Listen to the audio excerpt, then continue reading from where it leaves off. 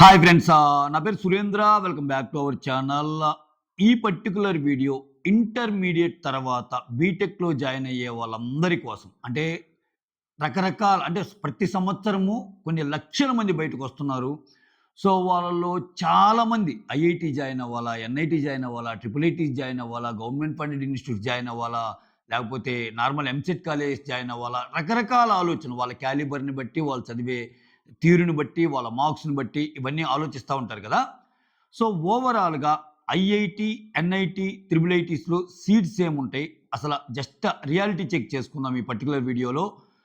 Overall seats ఎన్ని? ఆ process ఏంటి? దానికోసం పెట్టే ఎగ్జామ్స్ ఏంటి? If not IIT, NIT, triple IT మన లైఫ్ ఏమన్నా ఇంకా అదే ఎండ్ ఆఫ్ ది లైఫా? ఏం కాదుగా. బోలెడన్ని కాలేజెస్ ఉన్నాయి. సో, ఇవాళ రేపు అవకాశాలు బోలెడన్ని ఉన్నాయి. చదువుకోగలిగితే నార్మల్ ఎంసెట్ కాలేజీలో చదివి కూడా అద్భుతాలు క్రియేట్ చేయొచ్చు. ఇటువంటి బోలెడన్ని విషయాల్ని విత్ నంబర్స్‌తో సహా మాట్లాడుకుంటా, ఏ కాలేజీలో ఎన్ని సీట్స్ ఉన్నాయి మాట్లాడుకుంటా కంటిన్యూ చేద్దాం. మీరు వీడియోస్ నచ్చుతుంటే లైక్ చేయండి. అలానే కొత్తగా ఎవరైనా చూస్తుంటే ప్లీజ్ డూ సబ్స్క్రైబ్. ఇక్కడ ఫర్ ఎగ్జాంపుల్ మొన్ననే జేఈఈ మెయిన్స్ సెషన్ 1 ఎగ్జామ్ అయిపోయింది. 13,00,000 పైచిలుకు మంది, 13.5 లక్షల మంది అటెండ్ రాస్తే సబ్జెక్టు కరెక్షన్. నెంబర్స్ అనేవి కొంచెం అటు ఇటు అవుతుంటాయి.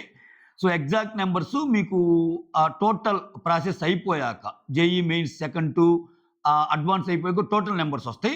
ఇప్పుడు చూసుకోవచ్చు. సో, అందాజ్‌గా అప్రాక్సిమేట్‌గా 13,00,000 మంది రాశారు. 13.5 లక్షల మంది అప్లై చేస్తే 13,00,000 మంది రాశారు. ఈ 13,00,000 మందికి సంబంధించిన ర్యాంకింగ్స్ అనేవి రేపొస్తాయి. 16వ తేదీ వస్తాయి. ఇనీషియల్‌గా 12 అనుకున్నారు, 16 వస్తాయి. సో, దీని తర్వాత ఇంకో మెయిన్స్ ఎగ్జామ్ జరిగిద్ది. సో, దాని తర్వాత అడ్వాన్స్ జరిగిద్ది. అసలు మెయిన్స్ ఎగ్జామ్‌కి క్వాలిఫై అయ్యే కాలేజీలేంటి? అడ్వాన్స్ ఎగ్జామ్ క్వాలిఫై అయ్యే కాలేజీలేంటి? ఇవన్నీ మాట్లాడుకుందాం. సంవత్సరానికి ఇంటర్మీడియేట్ అయిపోయి ఎగ్జామ్ రాస్తున్నోళ్ళ సంఖ్య లక్షల్లో ఉంది. ఒక 14, 15 లక్షలు.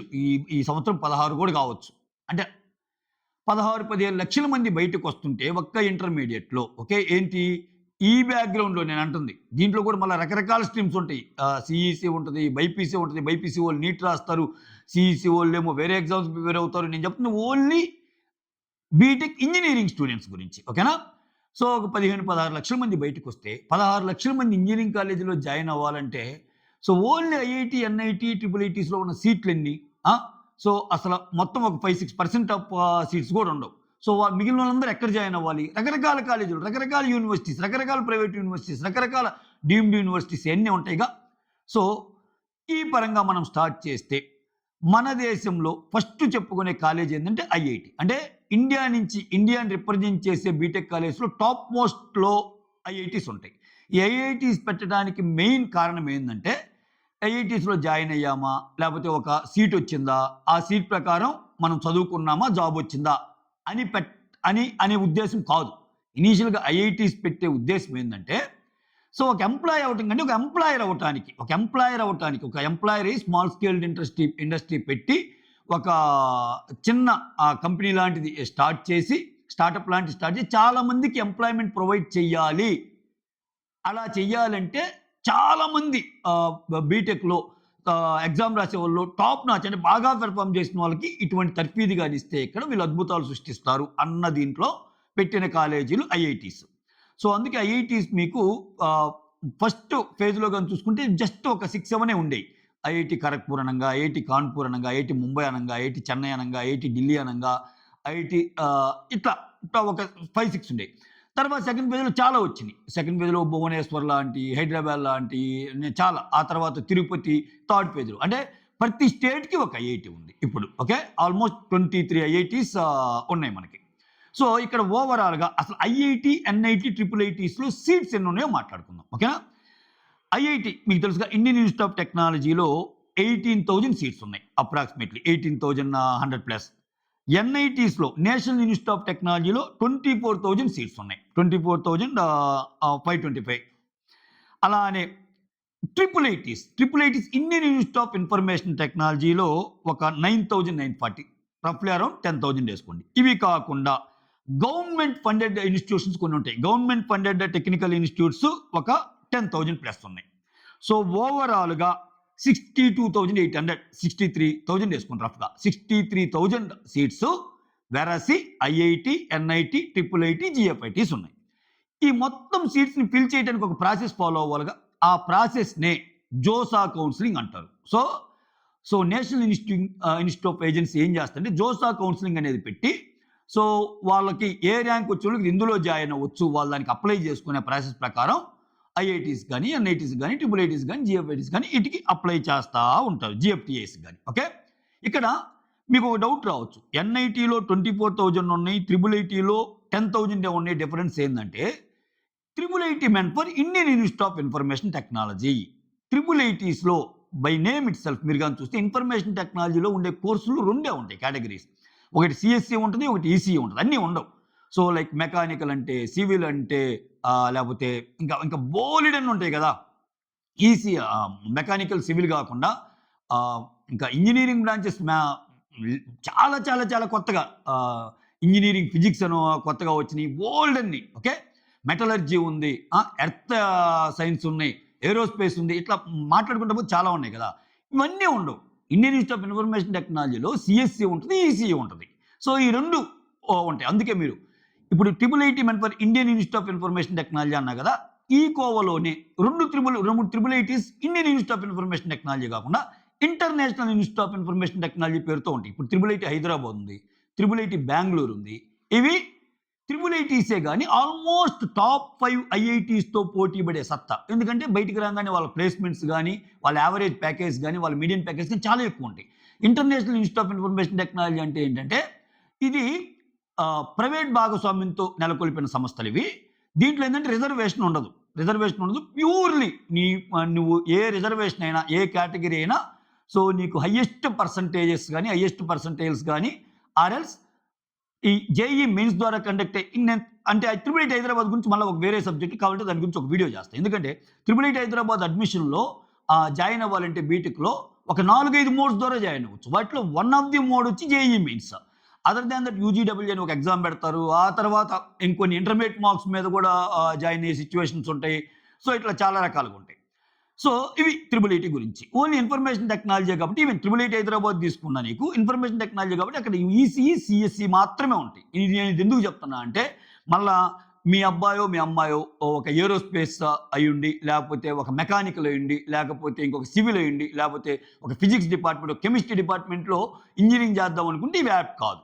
అది నా ఉద్దేశం ఏం చెప్పడానికి. ఓకే, ఇప్పుడు మీకు ఒక డౌట్ రావాలి. ఇప్పుడు 14-15 లక్షల మంది రాస్తుంటే 62,000 సీట్లు ఉంటే మిగిలిన వాళ్ళందరి పరిస్థితి ఏంది? సో ఇంకా వాళ్ళు అంటే ఈ కాలేజీలో సీట్లు రాకపోతే ఇంకా కష్టమా అంటే కాదు. ఎందుకని ఇప్పుడు ఆంధ్రప్రదేశ్కి ఏపీ ఎంసెట్ ఉంది, తెలంగాణకి ఇప్పుడు ఎంసెట్ బదులు ఎఫ్సెట్ రాశారులే, ఇంజనీరింగ్ అండ్ పాలిటెక్నిక్ అని. ఎందుకంటే engineering and medical common entrance test అనేది ఎంసెట్, ఈఏఎం కదా. ఈఏఎం అంటే ఇంజనీరింగ్ అండ్ మెడికల్. ఇప్పుడు మెడికల్ మొత్తాన్ని నీట్లో పెట్టేశారు. ఎన్ఈఈటీ నీట్ ఎగ్జామ్ జరిగింది కదా. సో ఈ ఎగ్జామ్లో పెట్టడం వల్ల దీన్ని ఎఫ్సెట్గా పిలువబడుతున్నాం. ఇప్పుడు మన ఏపీ వాళ్ళకి ఏపీ ఎఫ్సెట్, తెలంగాణ వాళ్ళకి తెలంగాణ ఎఫ్సెట్, కర్ణాటక వాళ్ళకి కేసెట్, సో మహారాష్ట్ర వాళ్ళకి మహారాష్ట్ర సెట్, ఇలా ఉంటాయి. సో ఇప్పుడు కర్ణాటకలో చాలా మంచి మంచి కాలేజీలు ఉంటాయి. సో ఇప్పుడు కేసెట్ అనేది ఓన్లీ వాళ్ళకే కదా. మనం ఎలా అప్లై చేయాలంటే కేసెట్ కాకుండా కామెట్ కే అని ఉంటుంది, COMEDK. సో కర్ణాటకలో మంచి కాలేజెస్లో మన పిల్లల్ని ఎవరైనా జాయిన్ చేయాలంటే కామెట్ కే టెస్ట్ రాపియాలి. ఓకే, ఇవన్నీ ఏ స్టేట్కి ఆ స్టేట్కి ఉన్న ఇంజనీరింగ్ కాలేజ్ బోల్డ్ అని ఉంటాయి. ఇవి కాకుండా ప్రైవేట్ ఇన్స్టిట్యూట్స్, విట్ అంటే, SRM అంటే, ఓకే, ఆ తర్వాత అమృత అంటే, ఇంకా బోలెడన్ని అంటే చెప్పుకుంటా పోతే వాళ్ళు పిఎస్ యూనివర్సిటీ అని ఒకటి ఉంది. ఆ తర్వాత ఇంకా చాలా చాలా చాలా మంచి కాలేజెస్ ఉన్నాయి.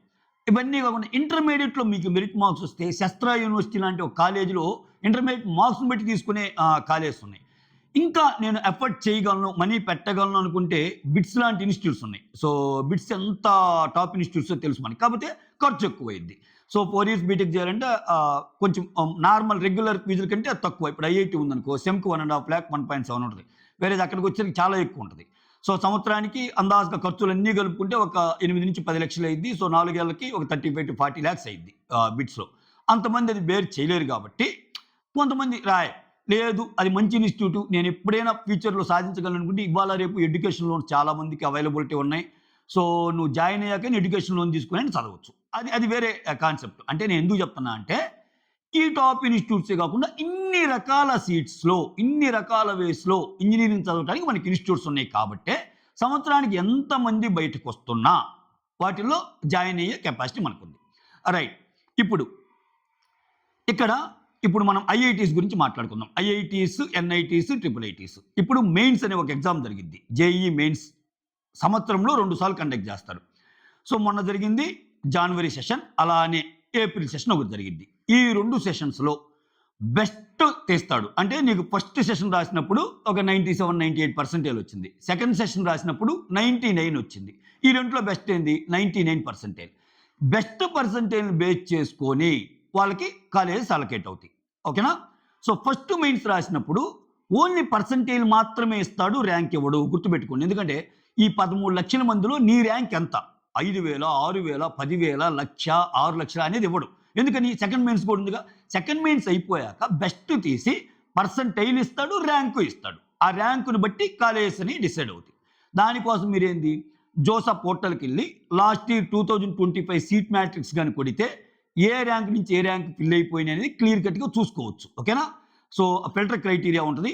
IIT particular college, particular stream ఏ ర్యాంక్ దగ్గర ఆగిపోయింది, ఎన్ఐటి ఎక్కడ ఆగిపోయింది, ట్రిపుల్ ఐటీ ఎక్కడ ఆగిపోయింది, ఇవన్నీ చూడొచ్చు అనమాట. అయితే ఇక్కడ మెయిన్స్ 1, మెయిన్స్ 2 రాశారా? ఈ మెయిన్స్ 1, మెయిన్స్ 2లో క్వాలిఫై 14 లక్షల మంది. నేను జస్ట్ రఫ్ నెంబర్ చెప్తున్నా. ఇప్పుడు సెషన్ 1లో 13 లక్షల మంది రాశారు. సెషన్ 2లో వచ్చేసరికి ఎక్కువ మంది అవుతారు. ఎందుకంటే యూనిక్ నెంబర్స్ ఎప్పుడైనా ఎక్కువ ఉంటుంది.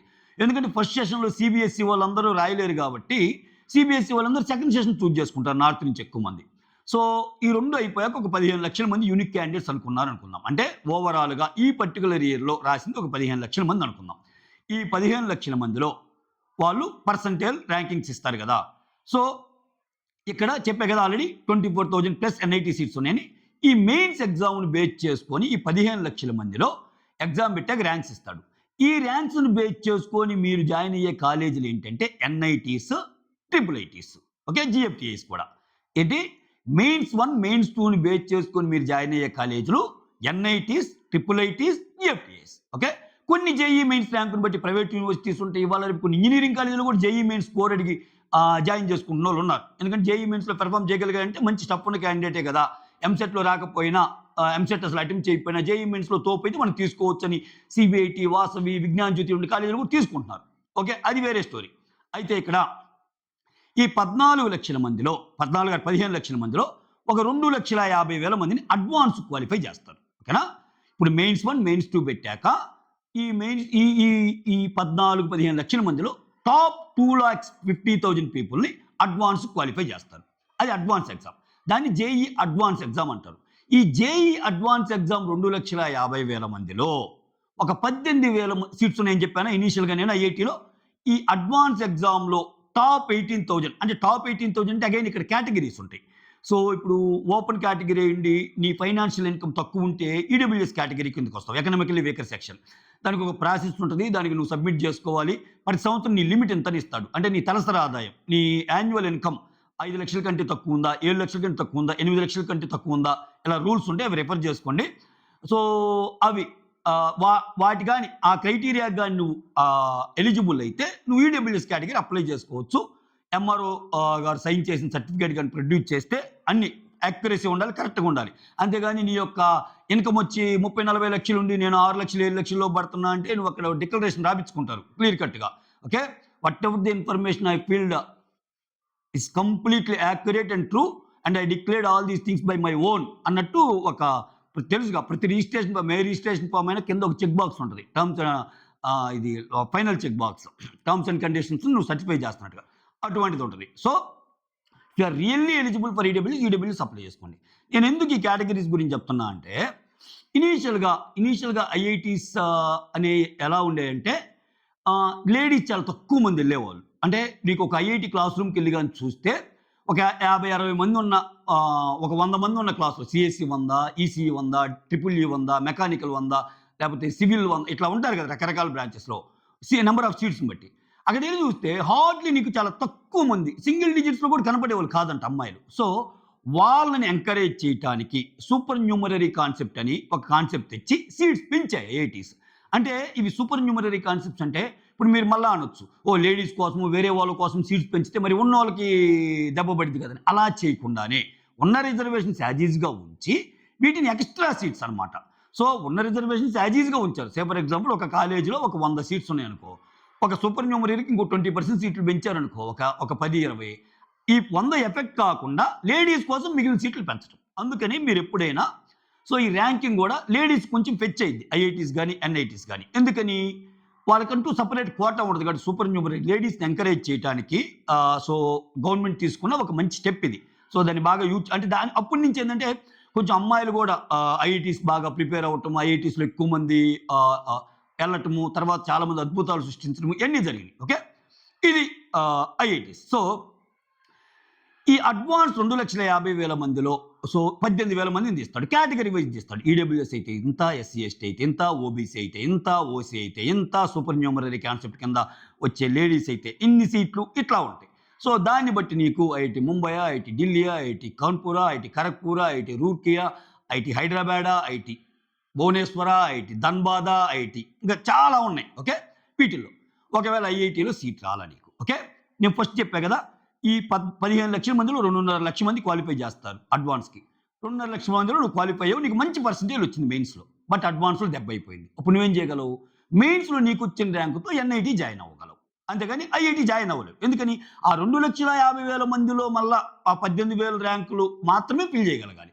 సో ఇట్లా ఐఐటీ మిస్ అయిన వాళ్ళకి ఎన్ఐటీ కూడా మిస్ అయిన వాళ్ళకి ట్రిపుల్ ఐటీస్ ఉన్నాయి. అంటే ఎన్ఐటీకి కొంత కేటగిరీ, ఇప్పుడు ఎన్ఐటీలో కూడా ఏంది ఐఐటీకి కేటగిరీస్ ఉన్నట్టే. ఐఐటీ టాప్ 1 అంటే ఏం చెప్తాం మనం? ఐఐటీ చెన్నై అంటే దాన్ని ఎన్ఎఫ్ఆర్ఐ ర్యాంక్ అని అంటాము. ఆ పర్టికులర్ కాలేజ్ యొక్క స్థితిగతులు, వాళ్ళ మెయింటెనెన్స్, వాళ్ళ దాంట్లో ప్లేస్మెంట్స్ అవి ఎలా మెయింటైన్ చేస్తుంది బట్టి నేషనల్ ఇన్స్టిట్యూట్స్ ఏం చేస్తుంటే ప్రతి కాలేజ్కి ఒక ర్యాంకింగ్ ఇస్తుంది. సో ఇప్పుడు చెన్నై టాప్ 1 అట్లా ఉంది. అట్లా ఇప్పుడు IIT Chennai, IIT Mumbai, IIT Delhi, IIT Kanpur, IIT Kharagpur ఇవి టాప్ 5 ఇన్స్టిట్యూట్స్. అలా అని చెప్పి ఇప్పుడు సిఎస్సికి ఎవరైనా ఫస్ట్ జాయిన్ అయ్యే కాలేజ్ ఏంటంటే ఐఐటి ముంబై జాయిన్ అవుతారు. దో ఎన్ఎఫ్ఆర్ఐ ర్యాంకింగ్ ప్రకారం ఐఐటి చెన్నై ఉన్నాయి. ఎందుకని మళ్ళీ ఇక్కడ కంప్యూటర్ సైన్సెస్కి ఏది బెస్ట్ అనుకున్నప్పుడు ముంబై డామినేట్ చేస్తుంది. ఓకేనా? సో ఇట్లా అలానే ఇప్పుడు ఎన్ఐటి ఉన్నాయి. ఎన్ఐటీలో తిరుచి టాపు, ఎన్ఐటీలో సూరత్కల్ టాపు. ఎన్ఐటి సూరత్కల్ అంటే కర్ణాటక, అసలు ఒక ప్రైవేట్ బీచ్ కూడా ఉన్న ఎన్ఐటి అది. ఆ తర్వాత ఎన్ఐటి రూర్కెలా ఉంది, ఎన్ఐటి క్యాలికట్ ఉంది, ఎన్ఐటి ఇంకా చాలా చాలా టాప్ ఎన్ఐటీస్ ఉన్నాయి. సో నీకు ర్యాంక్ ఎంత పెరుగుతూ ఉంటే మంచి కాలేజీల్లో ఏంటంటే నీకు చదివే అవకాశం కోల్పోతావు. అప్పుడు ఎన్ఐటి కూడా లేకపోతే త్రిబుల్ ఐటీ కూడా లేకపోతే గవర్నమెంట్ ఫండెడ్. ఇవన్నీ కాకపోతే జీవితం ఏం ఎండగాదు. ఒక్కోసారి మనం ఎంత కష్టపడ్డా, మనం ఎంత బాగా చదివినా, మనం రాసే ఆ 3 గంటలు కూడా మ్యాటర్. అది ఉద్దేశించే ఇప్పుడు 2 సెషన్స్ పెట్టారు. ఓని 2 సెషన్స్లో కూడా నీకు బ్యాడ్ లక్ అయింది. సో మెయిన్సే రాలేదు, మెయిన్స్లోనే క్వాలిఫై కాకపోతే అడ్వాన్స్లో క్వాలిఫై అయిపోతే ఇంక నువ్వు ఐఐటీ రాయలేవుగా, అప్పుడు జీవితం ఎండ్ అయినట్టేనా? నో, చాలా చాలా మంచి కాలేజీలు ఉన్నాయి. సో ఎంసెట్లో ఎన్ని మంచి కాలేజీలు ఉన్నాయి. విజ్ఞాన జ్యోతి కాలేజీలో చదువుకొని 40-50 లక్షలు తీసుకుంటున్న వాళ్ళు ఉన్నారు. బీవీఆర్ఐటీ తెలుసుగా, కేఎల్ యూనివర్సిటీ ఏపీలో ఇటువంటి చాలా మంచి మంచి ఇన్స్టిట్యూట్స్లో చదివి ఎక్కువ మంది. అలానే ప్రైవేట్ యూనివర్సిటీస్ ఎంత మంచి యూనివర్సిటీస్ ఉన్నాయి. అమృత కానీ, ఎన్ఐటీ కానీ, విట్ కానీ, ఎస్ఆర్ఎం కానీ బోల్డెన్ ఉన్నాయి. మణిపాల్ ఇన్స్టిట్యూట్ ఆఫ్ ఎంఐటీ అంటారు, దానికి ఎంఐటీ టెస్ట్ ఉంటుంది. సో ఇట్లా బోల్డెన్ అవకాశాలు ఉన్నాయి. ఇంజనీరింగే ముఖ్యమైన. కాకపోతే ఏంటంటే మనము ఇండియా పరంగా సో ది బిగ్గెస్ట్ ఇన్స్టిట్యూషన్స్ ఏమన్నా ఉన్నాయంటే కేటగారికల్గా చూస్తే అది ఐఐటి, ఎన్ఐటి, ట్రిపుల్ ఐటీ. సాధించారా? వచ్చిందా? ఎక్సలెంట్, ప్రౌడ్గా ఫీల్ అవ్వండి. సాధించకపోయినా పోయేదేం లేదు. ఒక్కోసారి ఐఐటీలో చదివి, ఎందుకంటే ఐఐటీలో సీటు కొట్టమే కాదు, తర్వాత 4 years నీ కెరీర్ నువ్వు ఎంత బాగా టర్న్ చేసుకున్నది అన్నది కూడా ఇంపార్టెంటే. ఇప్పుడు నీకు ఐఐటీలో సీట్ వచ్చింది, వెళ్ళావు, IIT Chennai, IIT Mumbai, IIT Delhi, IIT Kanpur, IIT Kharagpur join అయ్యావు. నువ్వు అక్కడ బాగా పెర్ఫామ్ చేయాలా. నీతో పాటు ఉన్న ఒక స్టూడెంట్ వాడికి ఐఐటి రాలా, వాడు ఏదో ఎంసెట్ కాలేజ్ జాయిన్ అయ్యాడు, వాడికి తత్వం బోధపడింది, నేను ఎంత కష్టపడాలో తెలిసింది. తెలిసాక ఇవాళ రేపు ఏ కాలేజ్ అయినా మీరు ఒకటి గుర్తుపెట్టుకోండి, ఏ కాలేజీలైనా ఫైనల్గా వాళ్ళకి డిఎస్సి అనే ఒక ఎగ్జామ్ ఉంటుంది. అంటే డేటా స్ట్రక్చర్స్ అండ్ అల్గారిథమ్స్, అంటే కోడింగ్ పరంగా నువ్వు ఎంత తోపు అని ప్రూవ్ చేసుకునే టెస్ట్. దాంట్లో నువ్వు స్టార్టింగ్ నుంచి ఎంసెట్లో జాయిన్ అయిన కాన్సెప్ట్స్ నేర్చుకుంటా పోయి డిఎస్సి కానీ తీసుకో. అంటే ఇప్పుడు పెద్ద పెద్ద ఇన్స్టిట్యూట్స్ గూగుల్, మైక్రోసాఫ్ట్ ఎన్ని ఓన్లీ ఐఐటీస్ని తీసుకోరు. చాలా నార్మల్ కాలేజీలో కూడా అడ్మిషన్స్ క్రైటీరియా ఉంటుంది, కాకపోతే దాన్ని క్రాక్ చేయడం కష్టం. సో అలా క్రాక్ చేసుకునే కష్టం, తెలివితేటలు, ఆ హార్డ్ వర్క్ నీలో ఉంటే నువ్వు ఐఐటీనే కావాలా, నార్మల్ ఎంసెట్ ఇంజనీరింగ్ ఉంటేనే క్రాక్ చేయొచ్చు. ఓకే, అందుకే నువ్వు చాలామంది నార్మల్ కాలేజీలో చూసిన వాళ్ళు కూడా అద్భుతాలు చేయడం మనం చూస్తుంటాం. ఎందుకంటే ఆ పర్టికులర్ పీరియడ్లో, ఆ పర్టికులర్ ఇంటర్మీడియట్ పీరియడ్లో వాడు సరిగ్గా చదవలేకపోయాడు. పాపం వాడికి కొన్ని అడ్డంకులు ఏమన్నా ఉన్నాయో, లేకపోతే 3 hours వాడు కాన్సన్ట్రేట్ చేయలేకపోతే ఏమన్నా తర్వాత వాడు ఇది అయ్యాడు. నువ్వు అక్కడ భలే చదివావు తోపులాగా, తర్వాత నీ కెరీర్ నువ్వు బాగా సాధ పెట్టుకోకపోతే నువ్వు ఐఐటీ అనేది వేస్టే. సో దీనికి ఏంటంటే కంపల్సరీ సో ఒక సిస్టమేటిక్ అప్రోచ్ అనేది important. At the same time enjoy చేయండి, ఎంజాయ్ చేస్తానే ఉండాలి, చిన్న చిన్న ఆనందాలు ఉండాలి, ఉంటానే కెరీర్ మీద మాత్రం ఫోకస్ తప్పకుండా ఉంటే ఇవాళ రేపు ఉద్యోగాలు చాలా చాలా చాలా ఉన్నాయి. ఓకేనా? సో ఇది ఓవరాల్గా ఐఐటీస్ కానీ, ఎన్ఐటీస్ కానీ, ట్రిపుల్ ఐటీస్ కానీ, జిఎఫ్టిఎస్ కానీ, సో ఇన్ని ప్రైవేట్ ఇన్స్టిట్యూట్స్ కూడా ఉన్నాయి. సో దీని తర్వాత ఇప్పుడు ఇవాళ రేపు మొత్తం ఆర్టిఫిషియల్ ఇంటెలిజెన్స్ అని చెప్పి ఒక పెద్ద భూమి వచ్చింది. సో దీంతో పాటు ఎవ్రీ ఏం చేస్తారంటే కొన్ని సీట్స్ కూడా పెరుగుతుంటాయి. ఇప్పుడు ఐఐటీ సీట్స్ పెరిగినాయి అనుకో, దానివల్ల అడ్వాంటేజ్ ఏంది? లాస్ట్ ఇయర్ 18,000 ఉన్నాయి, ఈసారి 19,000 అయినాయి అనుకో. ఒక 1000 ఐఐటీ సీట్లు పెరగటం వల్ల సో నెక్స్ట్ వచ్చేవాళ్ళు ఎన్ఐటీ సెకండ్ థర్డ్ కాలేజీలో వచ్చేవాడికి ఫస్ట్ కాలేజే వస్తాయి. ఎందుకని ఐఐటీ సీట్స్ పెరగడం వల్ల ఫస్ట్ ఐఐటీ ఫిల్ అవుతాయి కదా, అట్లా. సో అలానే ఎన్ఐటీ కొంచెం ముందుకు జరగడం వల్ల ట్రిపుల్ ఐటీస్ మంచి కాలేజ్ వస్తాయి, ఇట్లా వస్తాయి అనమాట. సో ఇదంతా ఒక ప్రాసెస్ ప్రకారం జరిగింది. దీన్ని జోసా కౌన్సిలింగ్ అంటారు. జోసా కౌన్సిలింగ్లో సో మీరు కానీ ఓపెన్ చేస్తే మీరు ప్రతి డేటా అక్కడే ఉంటుంది, ఎవరిని అడగబలే, విత్ స్టాటిస్టిక్స్ అక్కడ ఉంటాయి. మీరు అసలు లాస్ట్ ఇయర్ కట్ ఆఫ్ ఎంతవరకు ఆగిపోయింది అనుకుంటే జోసా సీట్ మ్యాట్రిక్స్ అని ఉంటుంది. మీరు గూగుల్లో జోసా 2025 సీట్ మ్యాట్రిక్స్ అని కొట్టండి, కొట్టంగానే ఓపెన్ అయిపోద్ది. అక్కడ ఇన్స్టిట్యూట్ని సెలెక్ట్ చేసుకోమంటుంది, ఎన్ఐటీయా, ఐఐటీయా, ట్రిపుల్ ఐటీయా. ఐఐటీ సెలెక్ట్ చేసుకో. ఒకవేళ ఐఐటీ అన్ని కాలేజీల్లో కావాలా, లేకపోతే ఒక సపరేట్ కాలేజీలో కావాలా అనుకుంటే ఐఐటి ముంబై కావాలి నాకు, ఐఐటి ముంబై సిఎస్సి ఎంత కట్ ఆఫ్ ఆగిపోయిందో తెలిసింది కేటగిరీ వైజ్. దాంట్లో కూడా మళ్ళీ నీదే కేటగిరీ, ఓపెనా, ఓబీసీయా, ఎస్సీ ఎస్టీనా, లేకపోతే ఫిజికల్లీ హ్యాండిక్యాప్డ్ కోటానా, లేకపోతే సూపర్ న్యూమరరీ కోటానా, ఫిమేల్కి, ఇన్ని ఉంటాయి. నువ్వు ఆ ఫిల్టర్ క్రైటీరియా పెట్టుకుంటే ఎంతవరకు ఉంటుంది, దాన్ని బట్టి ఓకే 2025కి మన ర్యాంక్ ఎంతటితో ఎండ్ అయిందంటే ఈసారి కూడా మనకి ఎంత వచ్చే ఛాన్స్ ఉంది అని నువ్వు ఒక అజంప్షన్కి రావచ్చు. సో ఇట్లా బేరీ చేసుకోవచ్చు ఇది. సో ఏ కాలేజ్ చదివినా స్టఫ్ ఉంటే మనం ఎక్కడైనా ఇది చేయొచ్చు. ఒకవేళ స్టఫ్ లేదు, ఓకే, మనం ఎంత ప్రయత్నించినా రావటం లేదు, అయినా ఏం ప్రపంచం పోలా, చాలా చాలా చాలా ఉన్నాయి, చాలా చాలా చాలా చాలా ఫీల్డ్స్ ఉన్నాయి. అస్సలు కంగారు పడద్దు. ఇవాళ రేపు పిల్లలు చాలా సెన్సిటివ్గా ఉన్నారు, అంత అవసరం లేదు. చదువు ఇంపార్టెంట్, ఆబ్వియస్గా నేను ఒప్పుకుంటా. బట్ చదువు ఎంత చదువుతున్నా మనకి ఎక్కకపోయినా లేకపోయినా బోలెడన్ని ఆల్టర్నేటివ్స్ ఉన్నాయి. ఎందుకు ఇప్పుడు ఒక మనిషిగా, ఒక మనుషులుగా మన కొడుకో మన కూతురో మన కళ్ళ ముందు హ్యాపీగా ఉండాలనుకోవడం మన మోటో. అంతేగాని ఎంత కష్టమైనా ర్యాంకు రాలా, లేకపోతే ఎక్కడో తప్పిదం జరిగింది అంత మాత్రాన పేరెంట్స్ కూడా అర్థం చేసుకోవాల్సింది ఏంటంటే పిల్లల్ని పదే పదే పదే ఇది చేయటము అవన్నీ వద్దు. ఎందుకంటే సో తర్వాత వాళ్ళు ఏదైనా బాధపడి ఆ బాధలో ఆ చిన్న చిన్న మూమెంట్లో వాళ్ళు ఏదన్నా పాల్పడితే వేరే వాటికి తర్వాత సఫర్ అవ్వాల్సింది పేరెంట్సే. కాబట్టి హ్యాపీగా మన కళ్ళ ముందు ఉన్నాడా లేదు. ఇవాళ రేపంటే నేను ఐటీలో ఉన్నా కాబట్టి చెప్తున్నా. ఇప్పుడు ఐటీ జాబ్స్లో ఇప్పుడున్న మూమెంట్లో ఒక ఐటీ జాబ్ని రీప్లేస్ చేయటం గంట పని. అంటే నువ్వు ఐటీలో జాబ్ చేస్తా, నాకు ఈడొద్దురా ఇంకోటి కావాలంటే గంటలో రీప్లేస్ చేయొచ్చు నేను. అదే ఒక లారీ డ్రైవర్ని రీప్లేస్ చేయాలంటే రోజులు పడుతుంది. మీకు అర్థమైందా? స్కిల్ మ్యాటర్ అక్కడ. ఎందుకంటే లారీ డ్రైవ్ చేసే వాళ్ళు తక్కువ ఉన్నారు. సో అందుకని ఏంటంటే కోర్కు కూడా ఎప్పుడైతే ప్రయారిటీ పెరిగింది, ఇప్పుడు చాలా స్ట్రీమ్స్ ఉన్నాయి కదా మనకి, ఎలక్ట్రికల్ వాళ్ళు ఎలక్ట్రికల్కి వెళ్ళి, ఎలక్ట్రానిక్స్ వాళ్ళు ఎలక్ట్రానిక్స్కి వెళ్ళి, సివిల్స్ వాళ్ళు సివిల్కి వెళ్ళి, మెటలర్జీ వాళ్ళు మెటలర్జీకి వెళ్తే ఆ కోర్ అయ్యి డెవలప్ అవుతుంది, ఇది అవుతాయి. బట్ ఏ బ్రాంచ్ చూసినా ఎలా చూసినా ఎండ్ ఆఫ్ ది ఇది నీకు ఐటీ జాబే ఫైనల్ అవుట్పుట్ అవుతుంది. దానివల్ల ఏదొచ్చినా అది తీసుకుందాం, కాకపోతే ఫైనల్గా ఎలాగో మనం కోర్స్ నేర్చుకున్నామో వచ్చామా అన్నట్టు ఉన్నాయి. సో కోరుకున్న ప్రయారిటీస్ కూడా కోరుకున్నాయి. సో ఇప్పుడు ఇవాళ రేపు మంచిగా నీకు పర్సంటేజ్ వచ్చి ఒక మంచి గేట్ ఎగ్జామ్లో, నువ్వు గేట్ ఎగ్జామ్ అంటే బీటెక్ థర్డ్ ఇయర్ ఉన్నప్పుడే గేట్ ఎగ్జామ్ రాయొచ్చు. గేట్ ఎగ్జామ్ అంటే చాలామంది మనం ఏమనుకుంటామంటే ఎంటెక్కి ఎంట్రన్స్ టెస్ట్ అనుకుంటాం. Not only entrance test for MTech అండి. నీకు గేట్లో బాగా స్కోర్ వస్తే బీటెక్ స్కోర్ మీదే, జస్ట్ నీకు బీటెక్ గేట్ స్కోర్ మీదే నిన్ను కొన్ని కంపెనీస్ తీసుకుంటాయి అనమాట. సో చాలా చాలా మంచి కోర్ కంపెనీస్ ఉన్నాయి, లైక్ రెన్యూవల్ ఎనర్జీ మీద కంపెనీస్ ఉన్నాయి, లైక్ నీకు సెమీ కండక్టర్స్ ఎలక్ట్రానిక్స్లో ఉన్నాయి, ఇస్రో లాంటి ఇన్స్టిట్యూట్స్లో బోల్డ్ ఉన్నాయి, ఏరోస్పేస్ ఇండస్ట్రీ ఉంది, బోల్డ్ అని అవకాశాలు ఉన్నాయండి. ఇవేమీ రాలేదా ఏమైంది? జీవితం ఏమి ఎండగాదుగా. మనకు నచ్చింది, మనకి తెలిసింది మనం నేర్పిస్తాం పిల్లలకి, నేర్చుకుంటారు, సెటిల్ అవుతారు. సో వర్రీ అసలు వద్దు, చదివితే మంచిదే, ర్యాంక్ వస్తే మంచిదే. బట్ కొన్ని కారణాల వల్ల రాకపోయినా సో దానికి మనం బిందాస్గా మనం వర్రీ అవ్వాల్సిన పనే లేదు. అవకాశాలు బోలెడు ఉన్నాయి. ఓకే, వాటిని అందిపుచ్చుకునే విధంగా కొంచెం నీ కార్యదీక్షత, నీ క్రమశిక్షణ, నీ కష్టపడే తత్వం, సో నీ కాన్ఫిడెన్స్ లెవెల్స్ ఇవన్నీ ఇంపార్టెంట్ అనమాట. వెళ్ళిపోండి, వీటన్నిటిని మైండ్లో పెట్టుకొని ఖచ్చితంగా మీరు అనుకున్నది సాధిస్తారు. మీరు అనుకున్నది సాధించాలని కోరుకుంటూ, మీ ఆకాంక్షలు, మీ యొక్క కోరికలు, మీ యొక్క ఆశలు నెరవేరాలని ఆశిస్తూ సైనింగ్ ఆఫ్.